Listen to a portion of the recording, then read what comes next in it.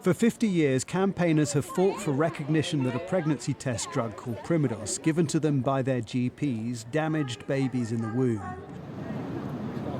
This year, their claim was struck out in the courts, and now they've been sent a letter by lawyers representing the Department of Health and manufacturer, saying that unless they commit to never making another claim, they will have to pay legal costs. It constitutes bullying and intimidation. They want us to sign a form to say that we will never, ever initiate any legal action in the future, no matter what kind of evidence comes forward. What happens if you don't do that? They will slap that 10 million plus on our families. So they're threatening you? Yes, they are. I am absolutely disgusted with our government. Not only did they damage us initially, but now they're actually asking us to pay for it.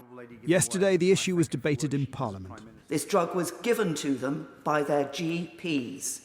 And I hope that the Minister will stand up this afternoon and say very clearly, the women who took Primodos, whose children suffered, were at no fault whatsoever and should not feel guilty at all.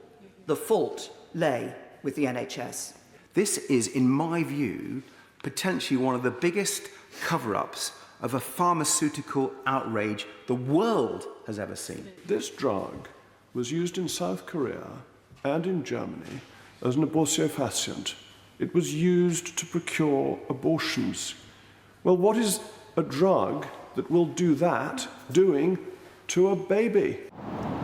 In 2020, an independent review team found that Primodos caused avoidable harm, suggesting that the government should apologise and set up a redress scheme. Well, the Department of Health did apologise, but what happened next didn't seem very apologetic. They hired lawyers alongside the manufacturers of the drug to strike out a legal challenge. And now it's the opposite of redress, the claimants being threatened with the government's legal bill.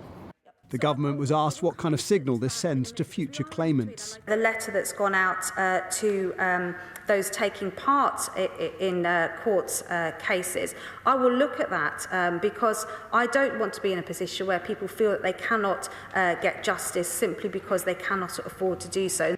The manufacturer Shearing, now owned by Bayer, points to a report by an expert working group which found evidence did not support an association between the drug and malformations. Jason Farrell, Sky News.